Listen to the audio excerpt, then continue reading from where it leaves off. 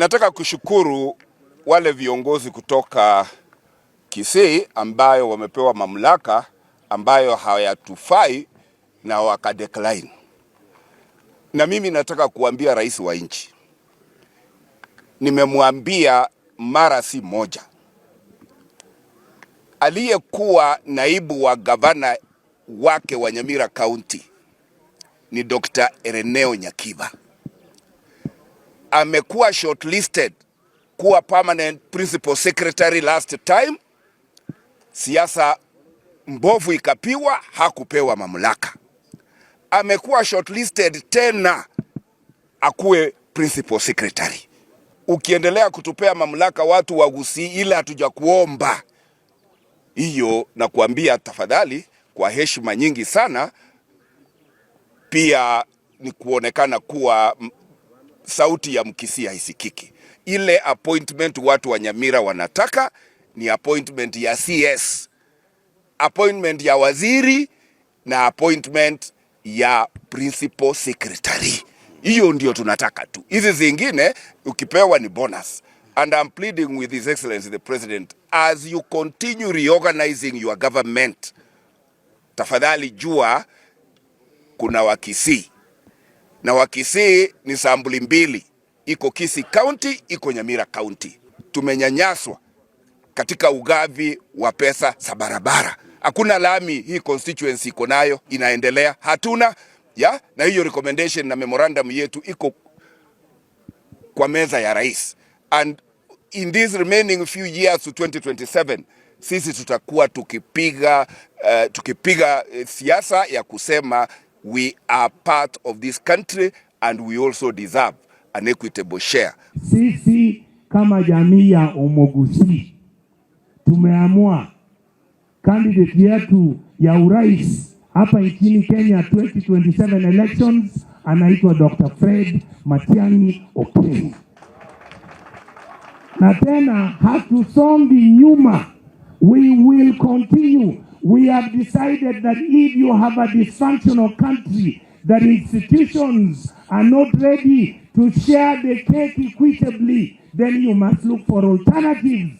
How you will force those who are in power to share those resources with you equitably.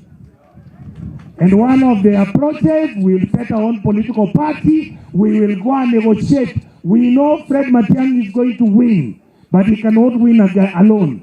We are going to talk to everybody.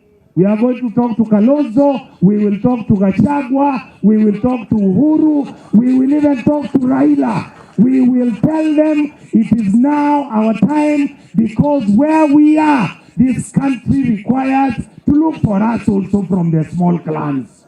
Even us who are without the numbers, we need to be given an opportunity to show what we can do. Wakati wowote Wakisii tuko chama mingi, hata tuko democratic. Hiyo democracy itatupea kitu.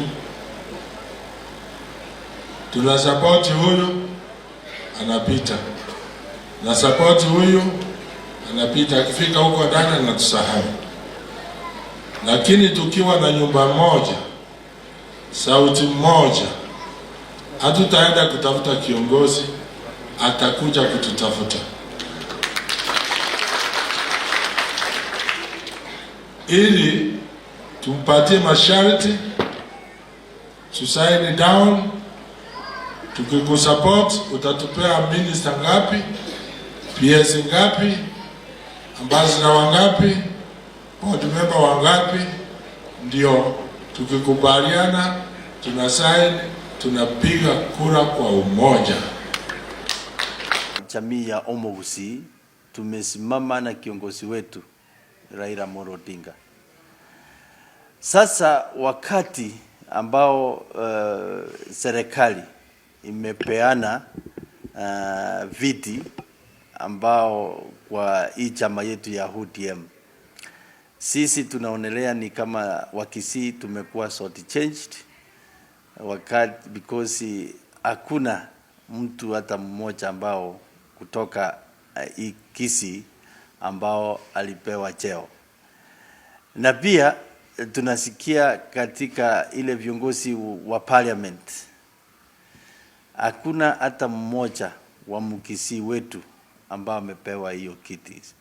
So tunaambia watu wetu wa Kisii, going forward we need to stand as a community so that we can chart the way forward. Mkisii ataenda direction gani?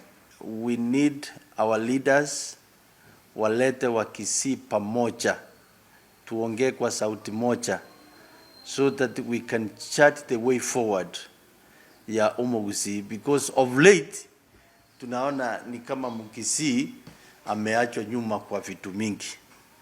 So we need to chart the way forward. We are also taxpayers, we are hard working, so we need to be included in a decision making in the government.